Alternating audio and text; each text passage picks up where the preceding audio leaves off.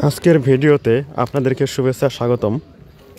আমি আজকে মানিকগঞ্জের হরিরামপুর উপজেলার গোপীনাথপুর চরপাড়া গ্রামের পাশ দিয়ে যে বয়ে গেছে ইছামতি নদী, সেই পাকা সড়ক থেকে সেই নদীর দিকে আমি অগ্রসর হচ্ছি।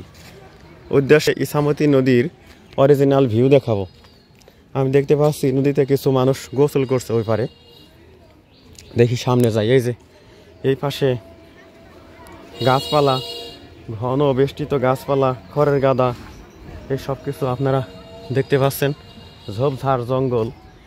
ঠিক গ্রীষ্মকালের পূর্ব ঋতু, বসন্ত ঋতু চলছে বর্তমানে। পাতা ঝরা বৃক্ষগুলো ডালপালা নিয়ে দাঁড়িয়ে আছে,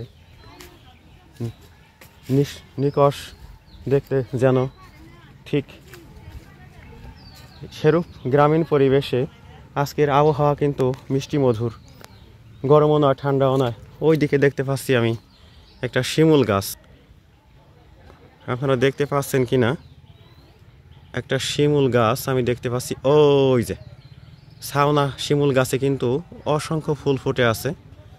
আর তারপরে একেবারেই ইছামতির পাড়ে আমি চলে যাচ্ছি।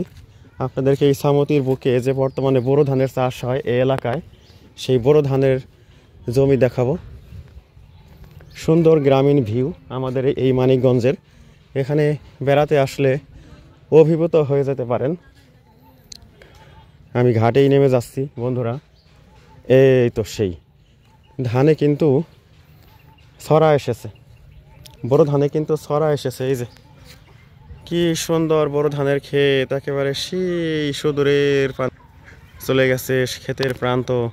ওই যে ওদিকে পানি, ধান ক্ষেত ভর্তি পানি। এখন নৌকো চলে না, শুধুই ধান ক্ষেত আর ধান ক্ষেত। এর পূর্বর গ্রামীণ পরিবেশে আমি আপনাদেরকে ভিডিও উপহার দিচ্ছি। ওই পারে আসছি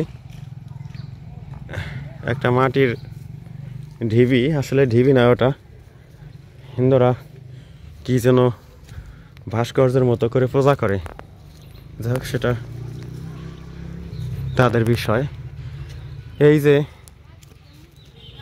এইখানটা যে দেখিয়ে দিলাম আপনাদেরকে ভিডিওতে, আপনাদের কেমন লাগলো? ওই পাশে একটা সুরম্য রাজবাড়ির ধাঁচে গড়া একটা বসত বাড়ি দেখতে পাচ্ছি। আধুনিক দৃষ্টিনন্দন এক বসত বাড়ি। উপরে নারিকেল গাছগুলো মাথা তুলে দাঁড়িয়ে আছে। তো বর্ষাকালে এখানকার ভিউ কিন্তু এরকম থাকে না, অন্যরকম হয়। তখন কিন্তু ধানগুলো চলাচল করে, এক দারুণ দৃশ্যের অবতারণা হয় তখন। আর এখন এই শুষ্ক মৌসুমে এখানকার পাখি ডাকা কলকাকলিতে মুখরিত এই ঝোপঝাড়পূর্ণ গ্রাম বাংলা কেমন দেখা যায়, ঠিক সেটাই কিন্তু আমি আপনাদেরকে বোঝানোর জন্য এই ভিডিওটুকু উপহার দিলাম চ্যানেলের পক্ষ থেকে। আমি মোহাম্মদ রফিকুল ইসলাম। একটু পরেই ভিডিও ক্লোজ করে দেব।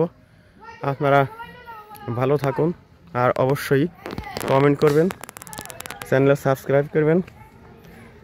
চ্যানেল সাবস্ক্রাইব করতে ভুল করবেন না বন্ধুরা। ঘাটে নেমে এই ভিডিওটুকু আমি করে দেখালাম। আমি আবার মেইন রোডে উঠে যাচ্ছি।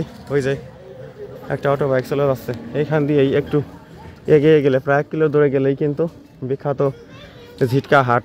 তো বন্ধুরা ভালো থাকুন সবাই।